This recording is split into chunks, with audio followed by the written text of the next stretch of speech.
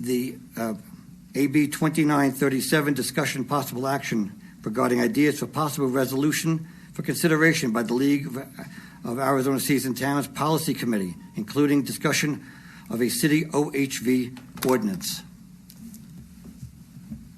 So, shall I just start? Okay. So let me go bring up my information here.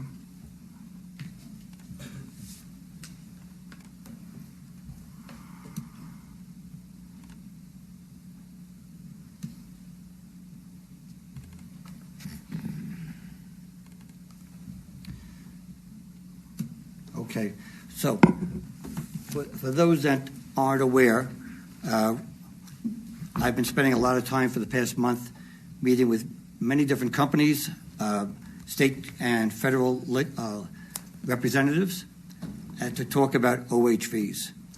And this is a very crude PowerPoint presentation. I'm not really, I have to really brush up on using it, so just bear with me. But I want to share some of my information with you and then make proposal for the league and then a city ordinance. So let's see. Let's see. Okay, slide one. Go down one. Yeah, no, all right. So for the first slide, it was what I was able to find for the primary vehicles used in Sedona. We have Polaris, Honda, Can-Am, and Kawasaki. Okay, yeah, they'll go back. Go back one. Okay, and then you'll see the next couple of slides, down 2, 3, and 4. What was very interesting, and I'll read that to you, is that on the Polaris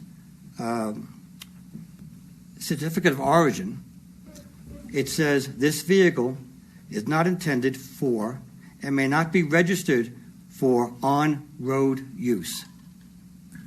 Doesn't say anything about Arizona, doesn't say anything about any other state.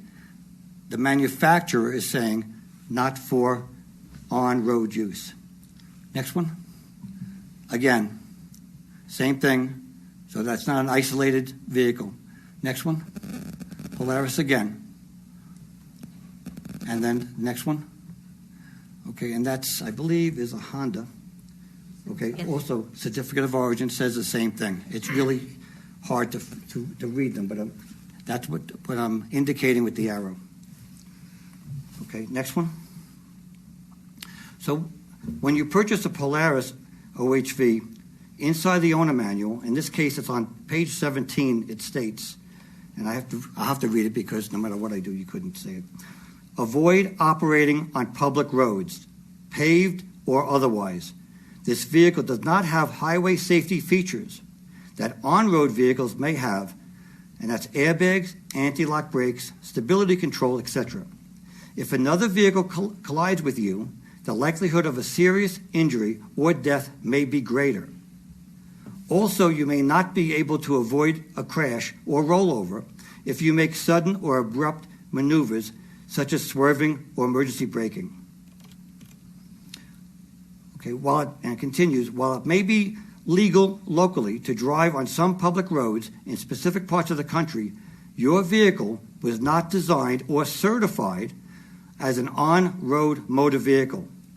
Polaris does not support public roads use except as may be necessary to cross roads designated for connecting off-highway vehicles, trails, segments. If you must drive on-road, drive slowly and defensively. Now, the point that says here that Polaris does not support driving on-road is true. When we met with the Polaris people, they were very clear that they supported their vehicles not to be driven on highways. Okay? So go down to 7. Next one. It's frozen on me. Sorry. That's okay. Oh. Okay, Can-Am. This is interesting. The Can-Am manual isn't as clear since the disclaimer is in very, very tiny print. But it says, and they call them SSVs, are for road use only. Never ride on paved surfaces or public roads. Slide 8 is Honda. The Honda manual cover says in fine print, read this manual carefully. It contains important information. But buried in larger print on page 48, it says safe riding precautions. It says you should never ride your ATV on public streets, roads, or highways, even if they are paved. Drivers of street vehicles may have difficulty seeing or avoiding you, which could lead to a collision. In many states, it is illegal to operate ATVs on public streets, roads, and highways. Warning, very clearly, operating this ATV on public streets, roads, or highways could cause you to collide with another vehicle. Never operate this ATV on a public street, road, or highway, even a dirt or gravel one. Okay. Slide 9 is Kawasaki. Okay, Kawasaki's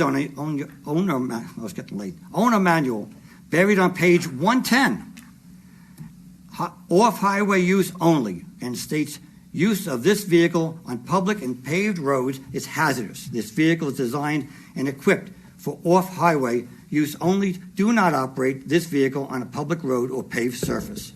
Next one. These are the sidewalls of a tire. Okay.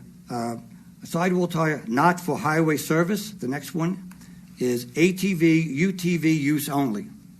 And then next one. So now we're switching to the National Highway Traffic Safety Association, or the administration. And they they have advised tire dealers and distributors that some UTV and ATV tires for sale in the U.S. are mislabeled and marked as compliant with federal motor vehicle safety standards instead of a categorized or not for highway safety tires. Is that 13? Next one, okay. On slide 13, it says, although tires were improperly labeled and marketed as being compliant with FMVSS, the designation does not apply to UTVs or ATVs tires because they are not manufactured for use on public roadways. The symbol DOT cannot appear on these kinds of tires. The advisory also says that the use of the language approved, certified, or compliant are misleading and do not apply to these types of tires again. Next slide. Greenball is a tire manufacturer. Greenball, I had a lot of discussion with them. And the slide here, it says, Greenball is one of many tire manufacturers that produce specific tires for OHVs. A service bulletin dated March 16th, 2022 states, currently there are no legally permissible way to street legalize a UTV tire as there is no federal regulation or standard in the United States Federal Register. Next slide. I only have a few more left. Okay, slide 15 is an email sent directly to me from Greenball. And it states, at the end of 2021, National Highway Traffic Safety Association, DOT, did contact us about the marketing and DOT testing standard of our UTV tires due to the issue that NHTSA DOT does not have standardized testing for ATVs and UTVs. Further, NHTSA DOT wanted it known to us that the federal government has no guidelines, rules, or testing standards to make or authorize ATV, UTV, or golf cart tires as street legal. The final agreement by NHTSA DOT is that we stop marketing the tires as meeting the DOT's testing standards and remove the DOT mark from the tire to reduce consumer confusion. Next slide, 16.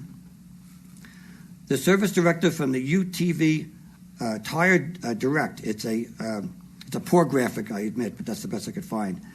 They sell tires. As stated above, this means that the symbol DOT cannot appear on any ATV, UTV, or not for highway service NHS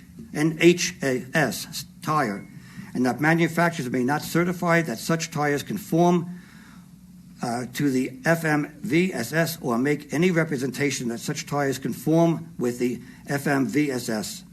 Only tires intended for a vehicle certified to the FMVSS are legally permitted to be marked DOT and may be marked as conforming to the FMVSS.